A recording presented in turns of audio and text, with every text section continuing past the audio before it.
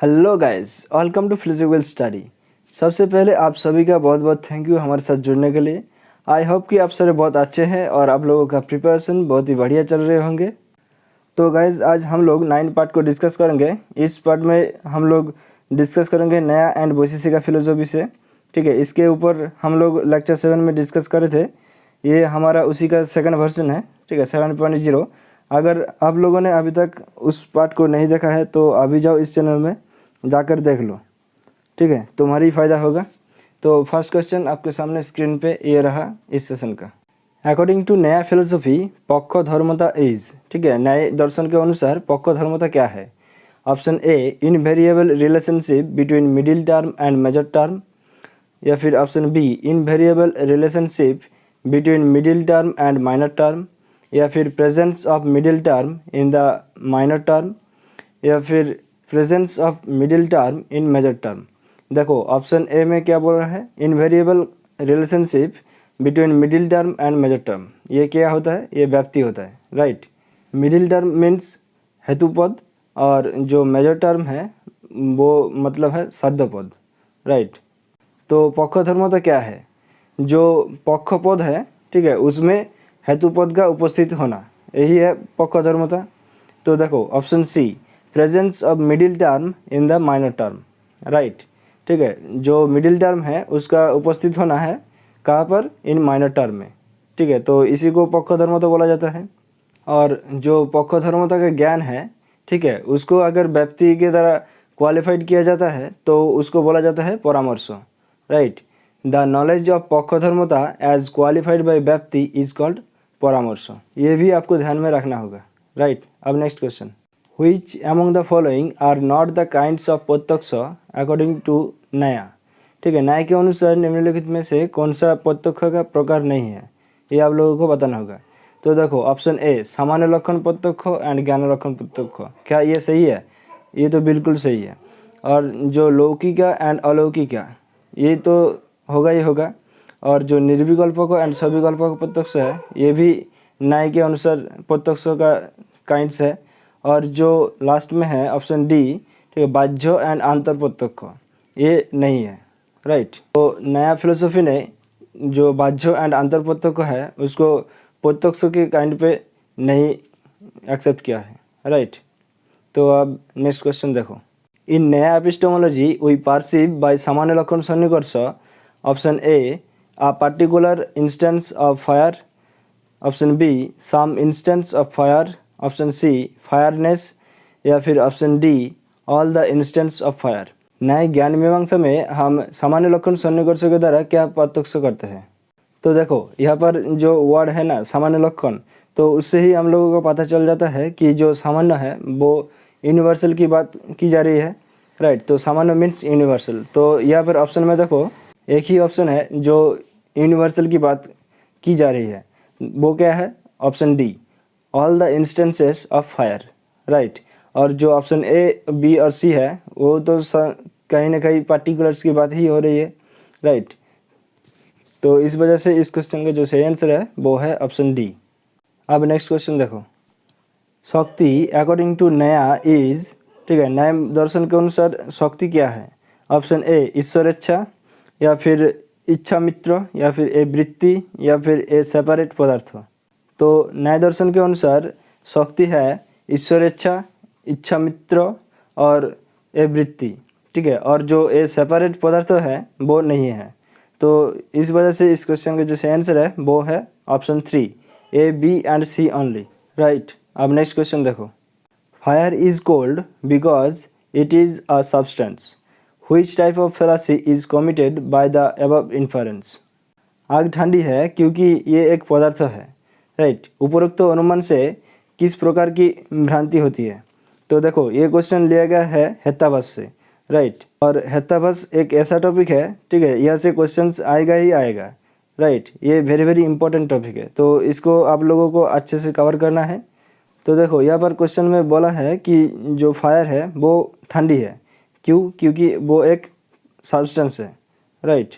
तो देखो यहाँ पर फायर इज कोल्ड, ये एक कॉन्ट्राडिक्टरी सेंटेंस है, ये ऑपोजिट की बात हो रही है, राइट।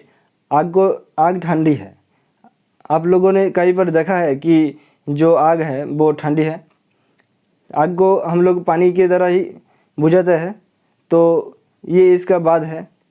तो इस क्वेश्चन का जो सही आंसर है वो है ऑप्शन डी, बाधित। ठीक है, ये बाधित हेक्टाबस हो जाएगा। अब नेक्स्ट क्वेश्चन देखो, which one of the following is not a mark of a saddhetu in Nyaya epistemology. ठीक है, आप लोगों को बताना होगा कि जो नया ज्ञान मीमांसा है, ठीक है, वहाँ पर जो सौधेतु के जो कैरेक्टरिस्टिक्स है इनमें से कौन सा नहीं है। Option A pakshasattva, option B sapakshasattva, option C vipakshasattva, option D abadhita vishayatva. तो देखो जो सौधेतु का जो कैरेक्टरिस्टिक्स है वो कौन कौन सा है, देखो पक्षसत्व, सपक्षसत्व, विपक्षसत्व, अबाधितत्व और असत प्रतिपक्षत्व। राइट, तो यहाँ पर देखो ऑप्शन सी विपक्षसत्व, ठीक है, ये हमारा राइट आंसर हो जाएगा। तो ये सौधेतु का कैरेक्टरिस्टिक्स नहीं है। ठीक है, यहाँ पर विपक्षसत्व अगर होता तो ये सही आंसर हो जाता। राइट, अब नेक्स्ट क्वेश्चन देखो, given below are some conditions of anumiti in accordance with the Nyaya epistemology. ठीक है, नए ज्ञान मीमांसा के अनुसार, ठीक है, अनुमिति के कुछ कंडीशंस दिया हुआ है। ठीक है, आप लोगों को बताना होगा कि कौन सा इम्पॉसिबल है, पॉसिबल नहीं है कौन सा कंडीशन। तो देखो option A the absence of will to infer accompanied by siddhi, ये गलत है। क्यों? क्योंकि देखो यहाँ पर जो द एब्सेंस ऑफ विल है ना, ये एब्सेंस के जगह पर अगर प्रेजेंस होता तो ये सही हो जाता। राइट, ये नया एपिस्टेमोलॉजी के अनुसार, ठीक है, जो अनुमति की कंडीशंस है ये फुलफिल नहीं कर रहा है। तो इस वजह से इस क्वेश्चन का जो सही आंसर है वो है ऑप्शन 1 ए ओनली। और बाकी जो सारे ऑप्शंस है वो सब एक बार पढ़ लेते हैं। देखो, the absence of will to infer accompanied by the absence of siddhi, और the presence of will to infer accompanied by siddhi, और लास्ट में जो है the presence of will to infer accompanied by the absence of siddhi. Right, तो ये तीनों जो options है ये तीनों तो फुलफिल कर रहा है जो अनुमति के कंडीशंस है। राइट, अब नेक्स्ट क्वेश्चन देखो, according to Nyaya epistemology we can perceive external substance. नए ज्ञान मीमांसा के अनुसार जो एक्सटर्नल सब्सटेंस है, ठीक है, उसका अनुभव कर सकते हैं हम लोग किस ऑर्गन से, ये आप लोगों को बताना होगा। तो देखो, हम लोग जो बाह्य वस्तु है, मीन्स जो बाहरी वस्तु है, ठीक है, उसको हम लोग विजुअल से देखते हैं, और जो हमारा जो सेंसेशन है, ठीक है, ये जो उंगलियों पे टेक्चुअल जो सेंस ऑर्गन है उसके द्वारा हम लोग देखते हैं। राइट, और जो इंटरनल सेंस ऑर्गन है वो क्या है, वो माइंड है। राइट, तो उसके द्वारा हम लोग बाह्य पदार्थों को परसीव नहीं करते हैं। राइट, हम लोग जो फीलिंग्स है, इमोशंस है, बहुत सारे के हम लोग परसेप्शन करते हैं इंटरनल सेंस ऑर्गन्स के द्वारा। और लास्ट में है जेस्चुरी सेंस ऑर्गन। ठीक है, ये तो सेंस ऑर्गन नहीं है। ठीक है, जेस्चुरी को हम लोग कैसे समझते हैं? राइट, परसेप्शन के थ्रू ही हम लोग जेस्चुरी को समझते हैं। तो यहाँ पर जो सही आंसर है वो है ए एंड बी ओनली। ठीक है, जो विजुअल सेंस ऑर्गन है और जो टेक्चुअल सेंस ऑर्गन है, ठीक है, उसके द्वारा ही हम लोग जो बाह्य पदार्थ है वो सारे के सारे परसेप्शन करते हैं, परसीव करते हैं। राइट, अब नेक्स्ट क्वेश्चन देखो, according to Nyaya epistemology we perceive by tactual sense organ all the objects which we perceive by the visual sense organ except. नए ज्ञान मीमांसा के अनुसार हम उन सभी वस्तुओं को अनुभव करते हैं जिन्हें हम दृश्य इंद्रिय अंग द्वारा अनुभव करते हैं, सिवाय। तो देखो यहाँ पर स्पर्शत्व एंड जो स्पर्श है ये दोनों तो होगा ही होगा। राइट, अब देखो रूपत्व या फिर रूपो, आप लोग एक बात बताओ कि जो रूपो है और जो रूपत्व है, ठीक है, उसको हम लोग क्या टेक्चुअल सेंस ऑर्गन की तरह समझ सकते हैं? ये तो बिल्कुल नामुमकिन है। तो इस क्वेश्चन का जो सही आंसर है वो है option 4 B and C only. ठीक है, ये दोनों हम लोग टेक्चुअल सेंस ऑर्गन की तरह परसीव नहीं करते हैं। टेक्चुअल सेंस ऑर्गन क्या है? देखो, जब हम लोग किसी चीज़ को छू कर बताते हैं ना, जो छूता है, ठीक है, उसके अनुसार हम लोग बताते हैं कि जो ये एक पेड़ है, ये एक कागज़ है।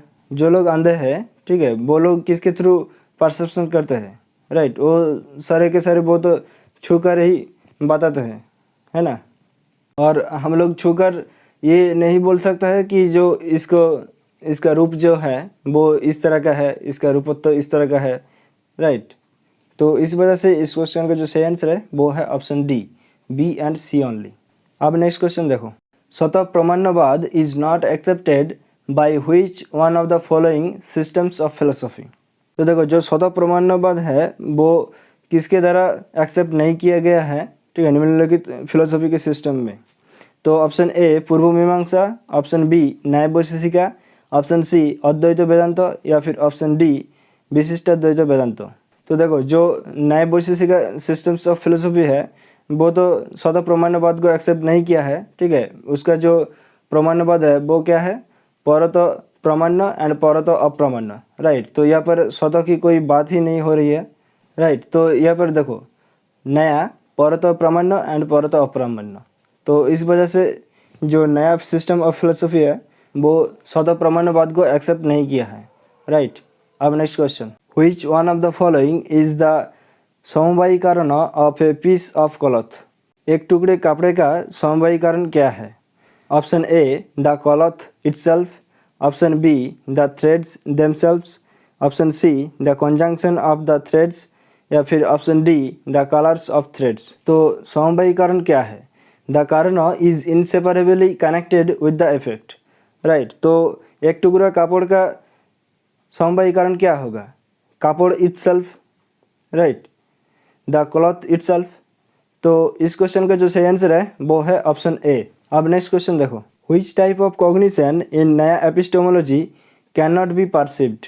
नए ज्ञान मीमांसा में कौन सा जो कॉग्निशन है, ठीक है, उसको हम लोग परसिव नहीं कर सकते।